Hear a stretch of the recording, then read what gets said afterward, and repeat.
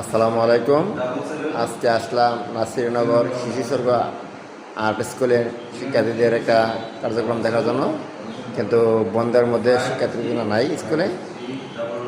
School তো বন্ধ চলতেছে, সরকারি বন্ধ, শিক্ষার্থীরা ছুটিতে আছে। তো যাই হোক, আপনাদেরকে দেখার জন্য এখানে কী কী বিষয়ে আর্ট করা হয়, এই আর্ট স্কুলের সম্পূর্ণ চিত্রটা আপনাদেরকে দেখালাম।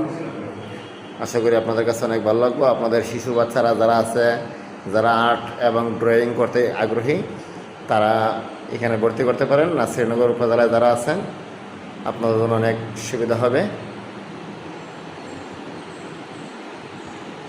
আর্ট স্কুলের শিক্ষক হলো আমার বড় ভাই সেলিম ভাই।